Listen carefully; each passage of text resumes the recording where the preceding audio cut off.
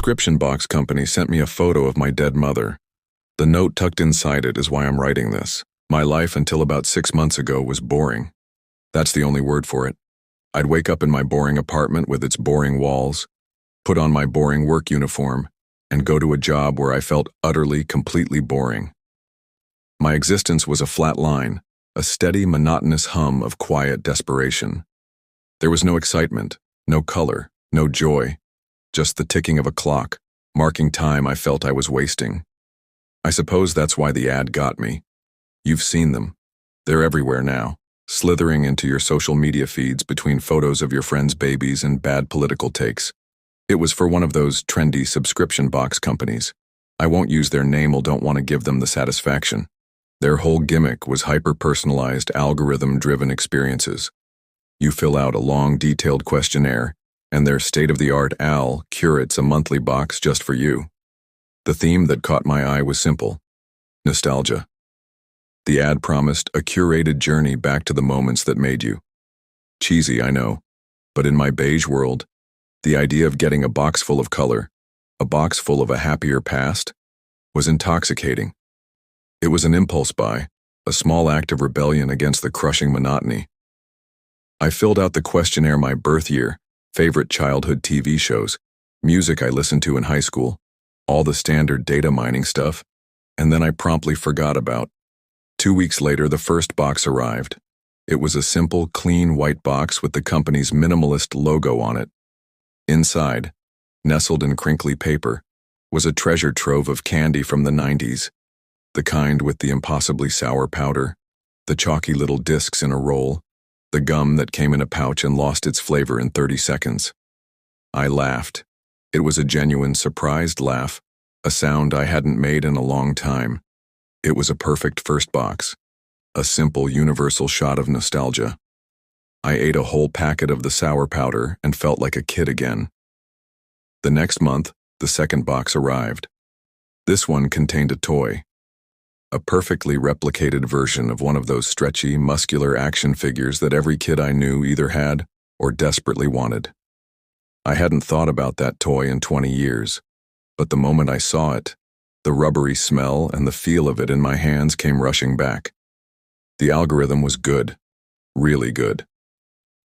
It was plucking these half-forgotten memories from the ether and delivering them to my door. For the first time in a long time, I had something to look forward to. Box 3 had a DVD copy of a goofy family adventure movie from the 80s, the kind I used to watch on rainy Saturday afternoons. Box 4 had a collection of CDs from rock bands that were the entire soundtrack to my teenage years. Each box was a perfectly crafted hit of dopamine, a reminder of a time when life wasn't so beige. I was a happy customer. I even recommended the service to a coworker. Then came the fifth box. And that's when everything started to go wrong. It arrived on a Tuesday. I opened it with the now familiar sense of pleasant anticipation. Inside, sitting on the paper shred, was a small, plush bear.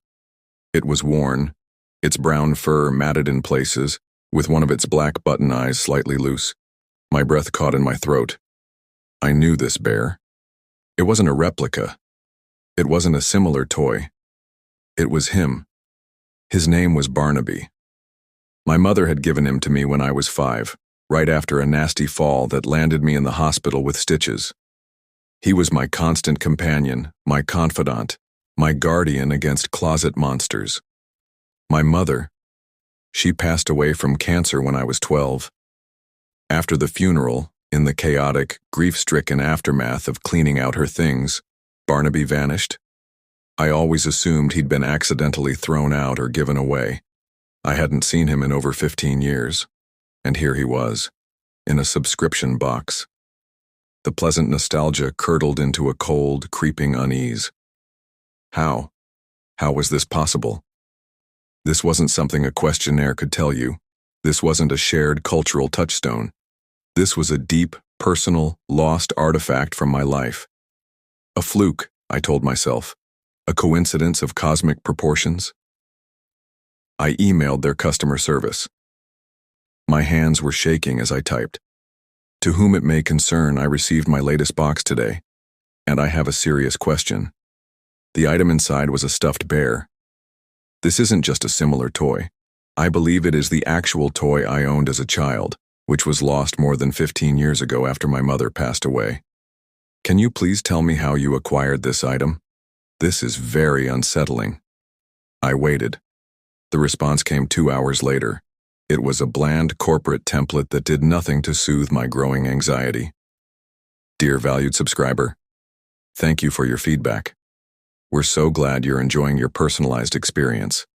Our proprietary algorithm is state-of-the-art, designed to connect you with the most meaningful and resonant artifacts from your past, to create a truly unique journey into nostalgia. We hope you continue to enjoy your subscription. Sincerely, the development team. The cheerfulness, the corporate jargon, the complete and utter dismissal of my question. It was chilling. Personalized experience. Resonant artifacts.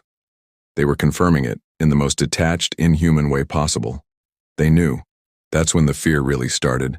The boxes started arriving more frequently. No longer once a month. The next one came a week later, then another, 4 days after that. I hadn't been charged for them. I checked my credit card statement. There was only the one initial monthly charge, but the boxes kept coming, appearing on my doorstep like strange, silent offerings, and the contents shifted from lost to stolen. One box contained the silver watch my grandfather had given me. It had been stolen from my locker at the gym 3 years ago. I'd filed a police report and everything. I'd never seen it again. But here it was, ticking perfectly, the familiar scratch still on the crystal. Another box, smaller this time, contained a single faded concert ticket, a local band I'd loved in college. I remember that night vividly, not for the music, but because my coat had been pickpocketed on the subway ride home. My wallet was gone, and with it, the ticket stub I'd kept as a souvenir. It was creased in the exact same place I remembered. My paranoia skyrocketed. I was being watched. I had to be. How else could they know these things? They didn't just have my data. They had my life, my losses, my violations. I started checking my locks obsessively. I felt like I was being observed through my own windows. Was my apartment bugged? Was my phone compromised? Every shadow seemed to hold a watching eye. I had to stop it. I went to their website, my heart pounding with a frantic, desperate energy. The site was beautiful, all clean lines and minimalist design. But it was a facade. I scoured every page, every link, every word of the FAQ. There was no cancel subscription button. There was no phone number. There was no physical address. Just the same email address for them. I emailed them again. My message a frantic, all-caps demand to stop. Stop sending me boxes. Cancel my account immediately. How are you getting these things? Stop contacting me. The reply was instantaneous, identical to the first one. Dear valued subscriber, we're so glad you're enjoying your personalized experience. I called my credit card company and told them to block all future charges from the company. The woman on the phone was sympathetic, but she confirmed what I already knew. They hadn't tried to charge me again since the first month. 2 days later, another box appeared on my doorstep. It arrived even though I was no longer a paying customer. The transaction was over, but this wasn't a transaction anymore. I was trapped in a relationship I had never agreed to. I left the box on my doorstep, refusing to touch it. It was still there the next morning, and the next. A silent, white sentinel, a constant reminder of my powerlessness. That brings me to last night, the final box. It was different from the others. It was larger, flatter, and felt strangely light. It had been sitting on my doorstep for days, and I couldn't stand looking at it anymore. My fear had curdled into a kind of fatalistic dread. I needed to know. I needed to see what final, impossible piece of my past they had dredged up. I brought it inside, set it on my kitchen table, and slit the tape with a shaking hand.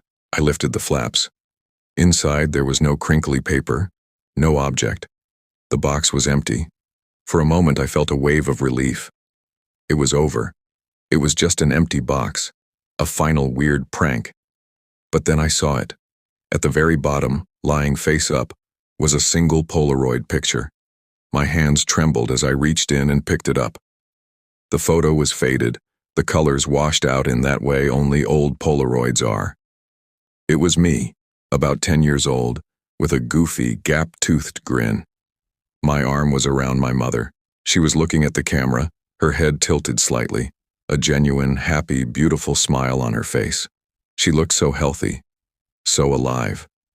I remembered the day it was taken. A picnic in the park, a warm summer afternoon a year before she got sick.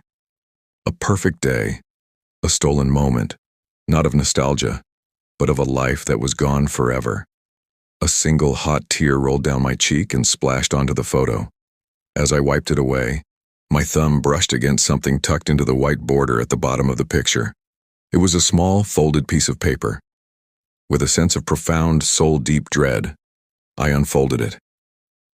The note was handwritten in a neat, precise script, the same elegant, sharp cursive I imagined had written the website's copy. The message was short.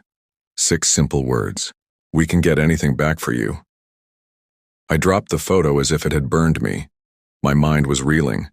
The implications of that sentence crashing down on me like a physical weight. Anything. Lost toys, stolen watches, and now, a perfect, tangible memory of a person who was gone.